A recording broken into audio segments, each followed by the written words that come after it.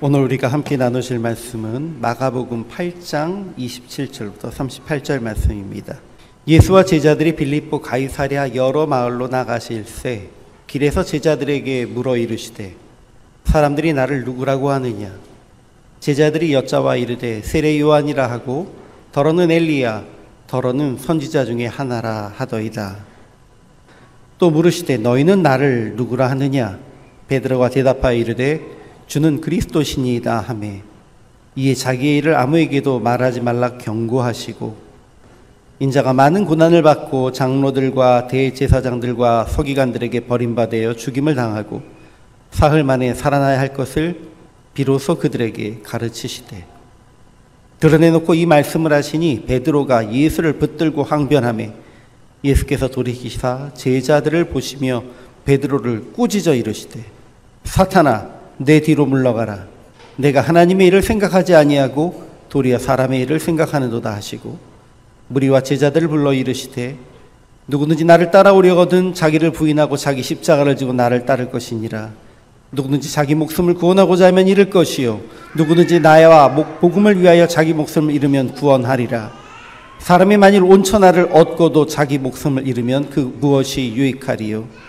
사람이 무엇을 주고 자기 목숨과 바꾸겠느냐? 누구든지 이 음란하고 죄 많은 세대에서 나와 내 말을 부끄러워하면 인자도 아버지의 영광으로 거룩한 천사들과 함께 올 때에 그 사람을 부끄러워하리라. 아멘. 혹시 여러분 이거 아세요? 잘했다는 박수로 아시는 분 있으세요? 잘했다는 박수로 누구 하시는 거예요, 이걸? 선생님들 몇 분 아시고요. 청년들은 몰라요? 몰라요, 진짜요? 그렇구나. 제가 예전에 한국에서 근무할 때 제 사무실 바로 옆방이 유치원이었습니다. 교회 부설 유치원이었는데 하필이면 저희 딸내미가 그때 그 유치원에서도 제 옆방에 있는 그 방에 들어왔어요. 근데 이게 제가 그 옆방에 있다는 걸 아는지 처음에 이제 5살 반에 입학했을 때 얘기입니다. 엄청 우는 거예요. 말도 더럽게 안 듣고요. 선생님이 거기서 맨날 이렇게 강림!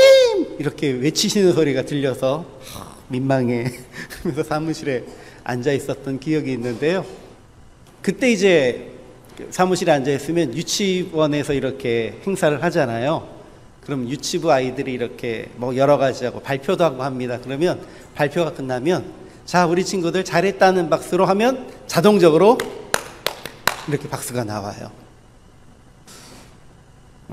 현대교육 이론에 있어서 아이들의 기를 죽이지 않고 칭찬으로 잠재력을 끌어올려야 한다라고 하는 얘기가 많이 현대적으로는 주류가 되어 있는 하나의 교육 이론입니다. 여러분들 이 교육 이론에 입각한 책 중에서 제일 유명한 책이 뭘 것 같으세요? 여러분들도 제목은 다 들어보셨어요. 칭찬은 고래도 춤추게 한다. 맞습니다. 이 칭찬은 고래도 춤추게 한다라고 하는 것은 이 현대의 교육 이론에 근거한 사람을 어떻게 긍정적으로 그 잠재력을 끌어낼 수 있을까라고 하는 내용이 있는 책입니다. 근데 여러분, 우리가 합당한 칭찬만큼 또 필요한 시기에 적절한 책망과 징계도 필요하다는 것을 우리는 알고 있습니다. 그게 뭐 꼭 미워서가 아니고요. 사랑하는 대상이 바른 길로 가고 혹시라도 잘못된 길로 가면 안 된다라고 하는 것을 우리가 알기 때문입니다. 잠언에 보시면, 우리가 계속 묵상하고 있는 이 잠언의 본문에 보시면 자녀들을 양육할 때에 그들을 잘 보살펴라 라는 내용보다는 잠언에선 주로 잘 가르치고 그들이 잘못된 길로 갈 때에 훈계도 하고 이런 내용들이 주로 나와 있습니다. 지난 화요일 날 저희 잠언 20장 묵상할 때도 제가 잠깐 나누었던 내용인데요. 교육 이론에 따르면 그렇답니다. 아이가 태어나서 한 2살이나 3살 되기 전까지는 그때는 아무것도 모르니까요. 아주 부모의 사랑을 충분히 주어야 한답니다. 그리고 그게 평생의 아이들에게 그 감정적 에너지가 되어서요, 마르지 않는 샘과 같이 어려움을 겪어낼 수 있는 힘이 된다고 이야기를 합니다. 그런데 3세에서 4세 사이는 아이들의 평생에 있어서 가장 중요한 훈계의 시간이라고 얘기를 합니다.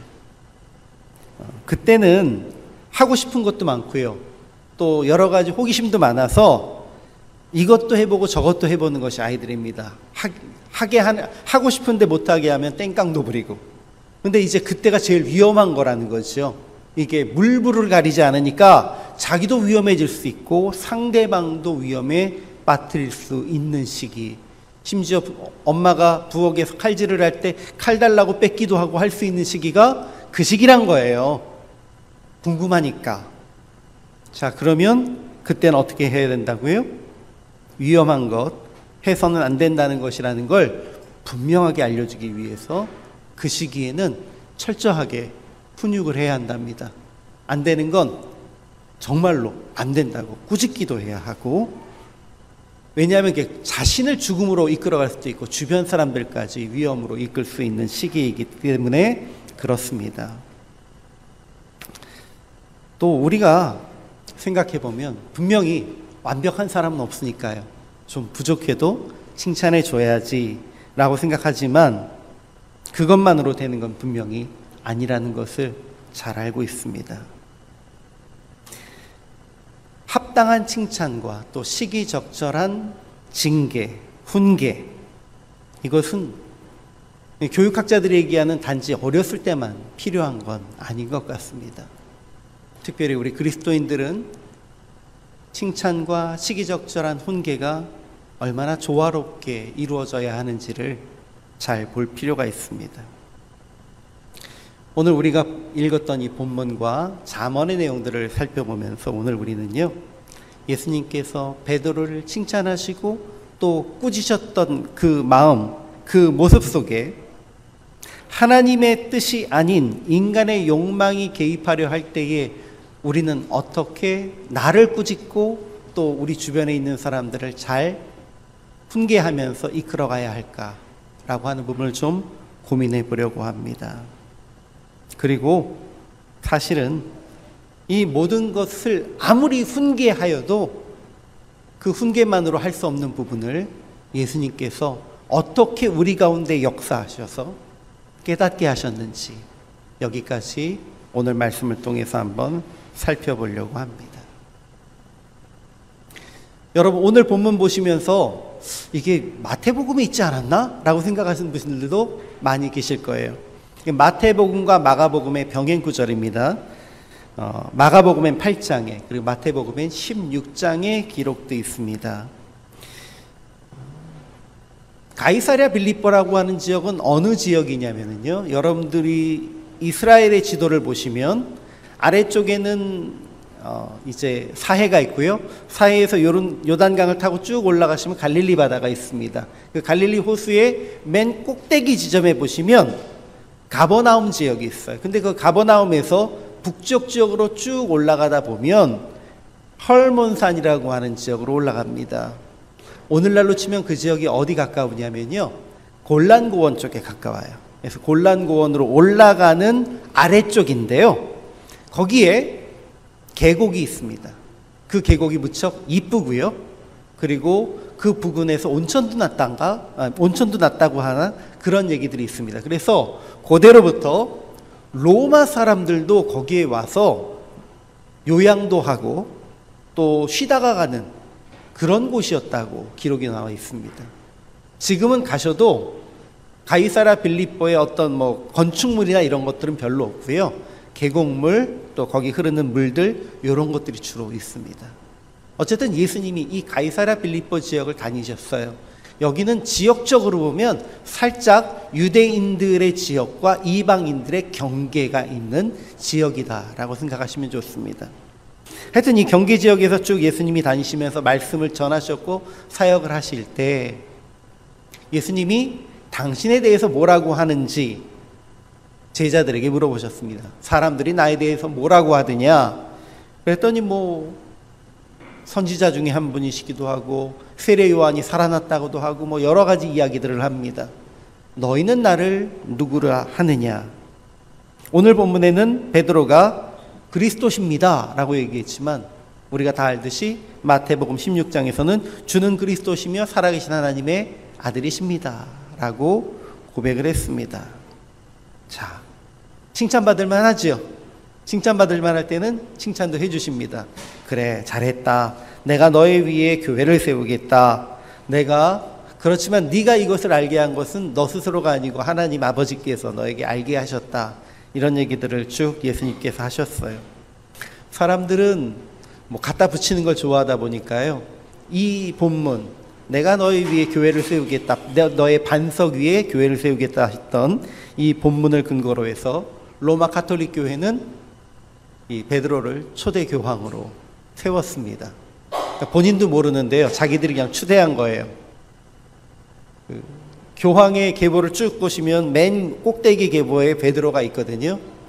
근데 베드로도 자기가 그 교황 계보의 맨 꼭대기에 있다는 걸 아마 알지 못할 거예요. 자, 어쨌든 이렇게 칭찬을 받았으면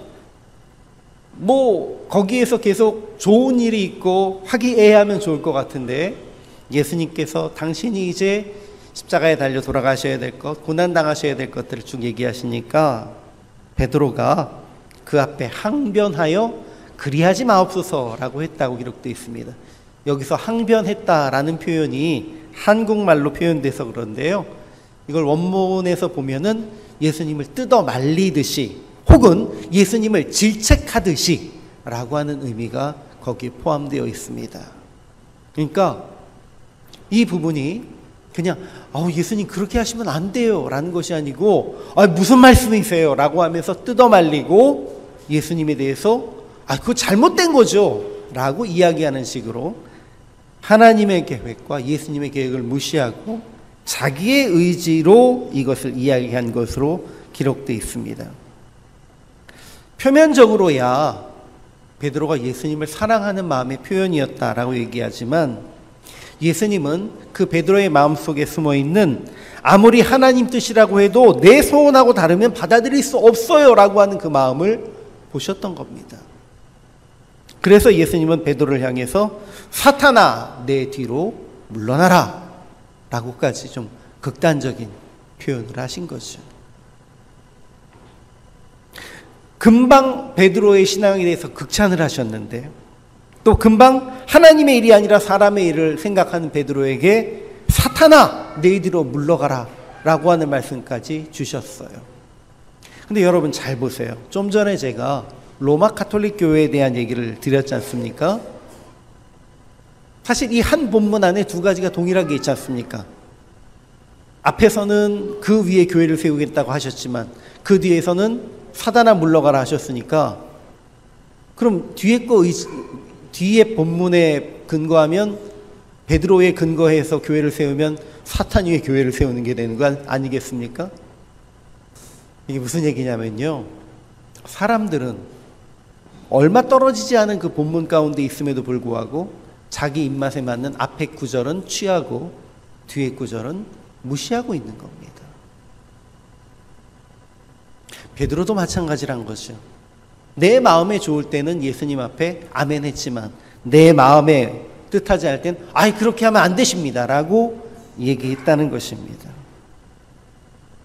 그래서 예수님께서 베드로를 향해서 강하게 책망하셨습니다.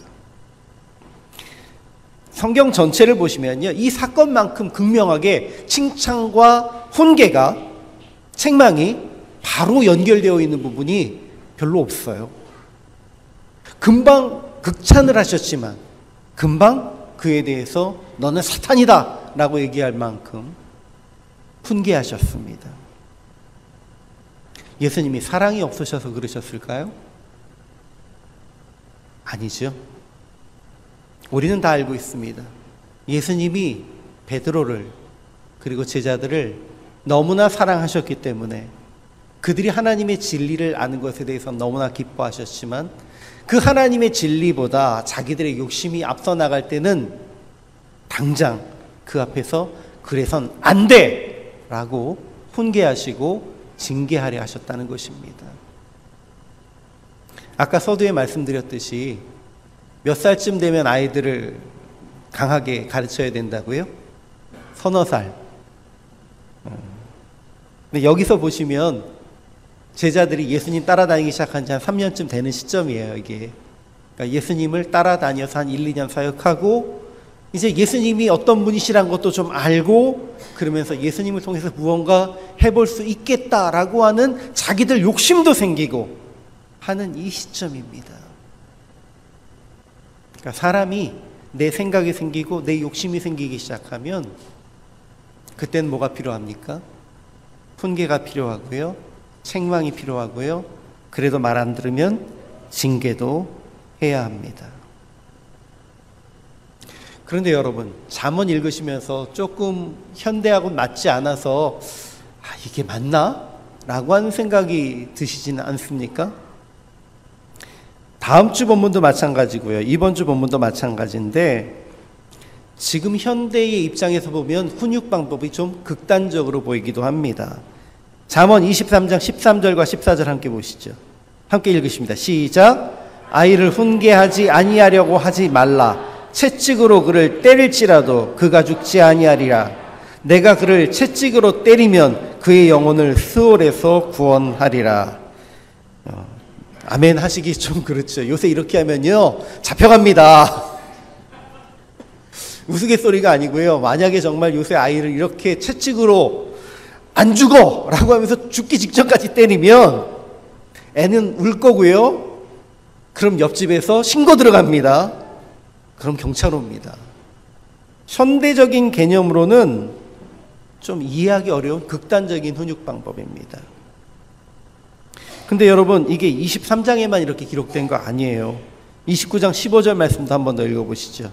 시작. 채찍과 꾸지람이 지혜를 주거늘 임의로 행하게 버려둔 자식은 어미를 욕되게 하느니라. 아멘. 와, 채찍과 꾸지람이란 얘기가 계속 반복됩니다. 17절 말씀도 한번 보실까요? 시작. 내 자식을 징계하라. 그리하면 그가 너를 평안하게 하겠고 또 내 마음에 기쁨을 주리라. 아멘. 근데 죄송합니다. 이 잠언의 말씀을 듣고 잠언의 말씀을 깊이 확신하시고 자녀들을 이렇게 때려서 키우셨던 예전 장로님들, 권사님들이 계시거든요. 그런데요, 물론 잘된 친구들도 있는데 이것 때문에 빗나갔던 친구들도 있습니다. 그러니까 이게 저희가 상황과 그 의미를 이해하지 않고 문자 그대로 이해하고 문자 그대로 적용했을 때는 문제가 발생할 수 있다라는 것입니다. 저도 목사고요. 아이들 키워봤지만 만약에 제가 어렸을 때 저희 아이들 이렇게 했으면 지금 애들이 저 안 볼 것 같아요. 그렇다고 제가 아이들에게 훈계를 하지 않았느냐? 그건 분명히 아니었겠죠. 여러분, 훈계는 반드시 필요합니다. 그리고 죽지 않을 만큼 때려도 된다라고 하는 것은 역설적으로 죽는 것보다는 맞는 게 낫다라는 얘기를 하시고자 하신 겁니다. 그러니까 죽을 만큼 때리라는 얘기가 아니고요. 아이가 훈계를 받지 못하면, 제대로 가르침을 받지 못하면 죽으니까 죽지 않게 해야 한다는 얘기를 강조하려고 채찍으로 죽지 않을 만큼 때려라 라고 하는 내용이 나온 겁니다. 사실 본문을 쭉 살펴보면요, 당시의 문화적인 그 배경, 컨텍스트가 좀 느껴지기는 합니다. 21절 한번 보시겠어요? 21절 함께 읽어보시죠. 시작. 종을 어렸을 때부터 곱게 양육하면 그가 나중에는 자식인 채 하리라. 이게 무슨 얘기입니까? 신분에 맞게 대해 주어라 라는 얘기죠. 이거 요새 말로 하면 뭐가 될까요? 개를 집안에서 아기처럼 키우면 개가 나중엔 사람인 줄 안다 라는 얘기하고 똑같은 얘기입니다. 물론 개도 귀하죠. 영혼이니까, 생명이니까. 하지만 개는 개다워야죠. 사람은 사람다운 것이고요.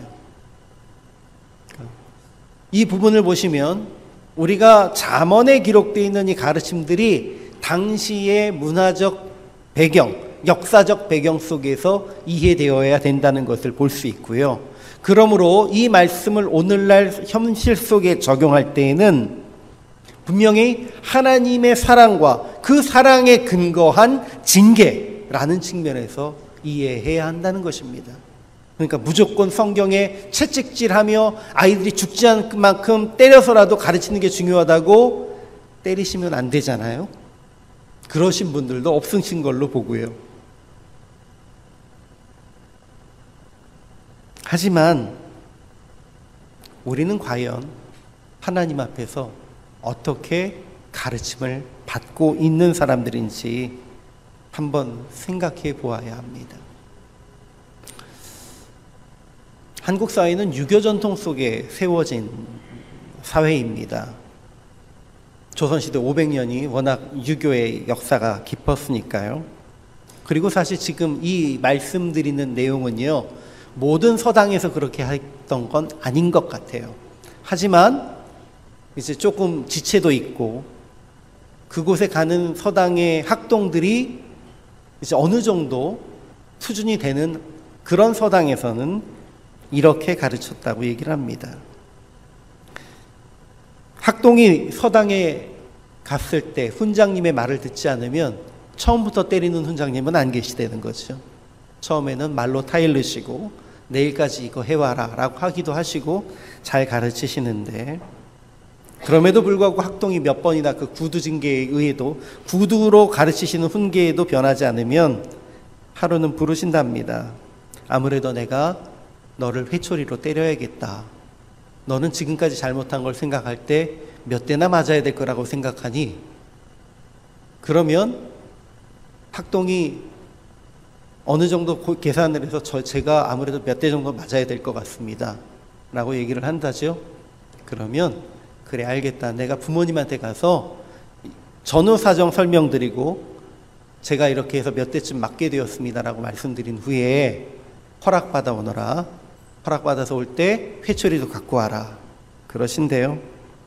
그러면 아들은 그 학동은 가서 부모님께 어머님 아버님 제가 여차저차 해서 말을 들었게 안 들어서 회초리를 맞게 됐습니다. 그럼 부모님들도 뭐? 누가 널 때려? 이런 거 아니고 그래 넌 맞아도 싸다. 그럼 맞아야겠구나 하고 회초리도 준비해 주시고 가게 하신다는 거죠. 그렇게 해서 체벌이 이루어진 것이 조선시대에 유교의 가르침에 어느 정도 잘 자리가 잡혀 있는 그런 서당에서는 이런 형태의 징계 절차가 이루어졌다고 이야기를 합니다. 무슨 얘기일까요? 징계는 반드시 필요한 거죠. 근데 이 징계가 사랑의 징계가 되어야 되고요. 그리고 감정이 있어서는 안 된다는 얘기입니다. 철저하게 사랑으로, 그리고 그를 깨닫게 하기 위한 목적으로 징계가 이루어져야 한다는 것입니다. 비록 유교의 전통이고 어떤 하나의 관습이었겠지만 우리가 체벌하는 데 있어서, 그리고 가르치는 데 있어서 굉장히 중요하게 생각해야 될 필요가 있습니다. 사실 제가 자랄 때에, 그리고 여러분들이 자라실 때, 우리 좀 연세 있으신 분들 자라실 때에 학교에서는 좀 무자비한 폭행들이 사랑의 매라고 하는 이야기로 주어졌던 일들이 많이 있습니다.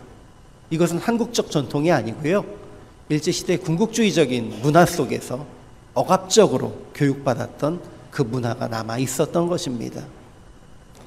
한국의 원래의 가르침에 대한 전통은 방금 말씀드렸듯이 굉장히 절차가 있고요.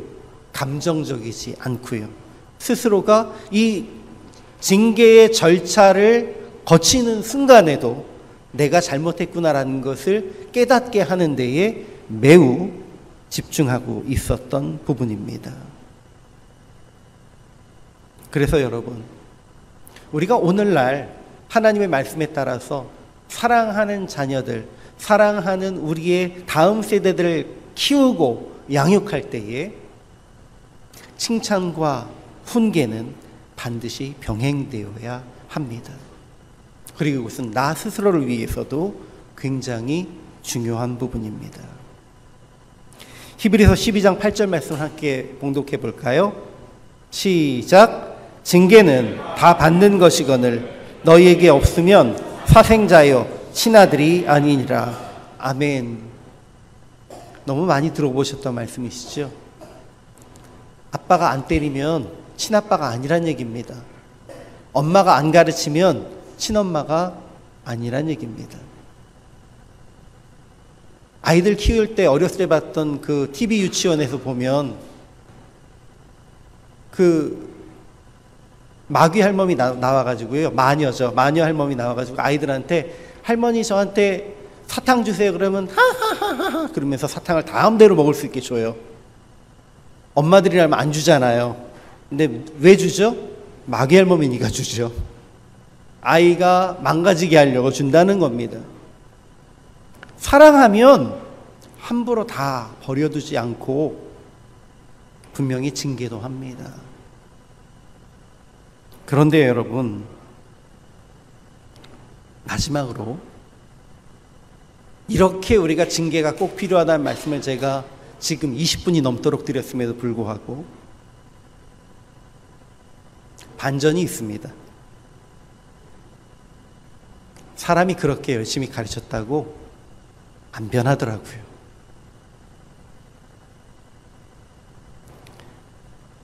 제가 주중에 묵상에서 올려드렸던 부분인데 잘 읽으셨던 부분들도 있겠지만 제가 다시 한번 반복을 해보겠습니다. 어려서부터 부모님들이 교육하실 때 얘기하셨던 게 크게 두 가지 있습니다. 누가 맛있는 거 사준다고 따라가자 그러면 따라가지 마. 누가 어디서 공짜로 뭐 준다 그러면 받아오지 마. 세상에 공짜는 없는 거야. 저만 듣고 사는 건 아니죠. 여러분들 다 그거 듣고 잘하셨잖아요. 근데 여러분 생각해 보십시오. 누가 공짜 밥 사준다 그러면 기분 좋아서 쫓아가지 않습니까? 공짜 아니에요. 두 번째, 누가 뭐 사은품 준다 그러면은 그거 공짜인 것 같아서 안 하면 손해보는 것 같지 않습니까? 모든 사람들이 그 핸드폰이나 인터넷 하면서 그런 얘기를 해요. 아이 참 서비스가 이상해서 바꾸고 싶은데 약정 걸려가지고 노예 생활이야. 그거 몰랐나요? 다 알지요? 아는데도 사람은 그래요. 여러분, 우리가 삶 속에서 아주 조그마한 것에 있어서도 다 배우고 알고 있음에도 그렇게 행동하지 못하고 있지 않습니까? 이스라엘 백성들도 마찬가지였습니다. 잠언을 기록한 솔로몬 자신도 그렇게 못 살았습니다. 솔로몬의 아들인 르호보암도 그렇게 못 살았습니다. 예수님 당시에 우리가 뭐 아이들이 똑똑해지기 위해서 지혜롭게 되기 위해서 탈무드를 그렇게 읽어라라고 얘기하지만 매일 그렇게 탈무드의 내용 가지고 공부하고 배웠던 유대인들도 똑같았습니다. 칭찬도 받고 훈계도 받고 징계도 받지만 그것만으로 사람이 완전해지지는 않는다는 것입니다.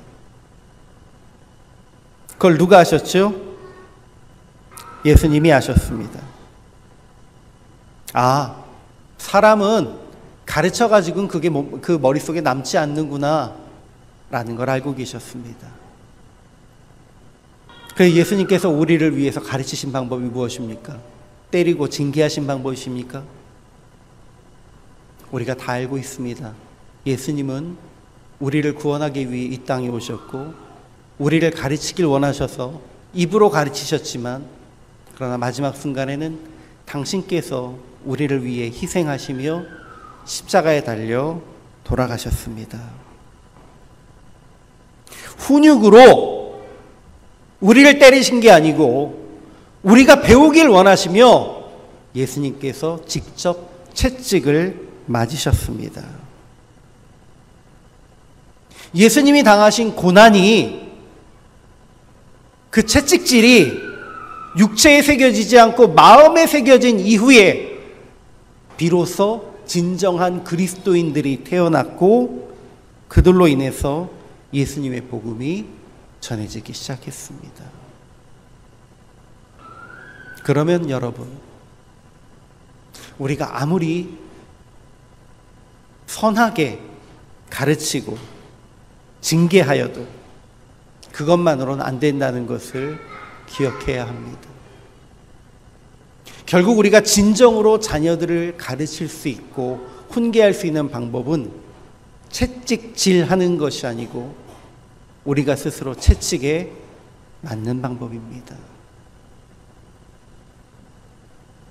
우리가 예수님처럼 나를 희생하여 우리의 삶 속에 채찍질을 당했을 때 우리의 자녀들과 우리의 다음 세대들은 육체에 있는 채찍의 자국이 아닌 마음에 새겨진 채찍의 자국을 가지고 온전하게 주님 앞에 돌이킬 수 있게 됩니다.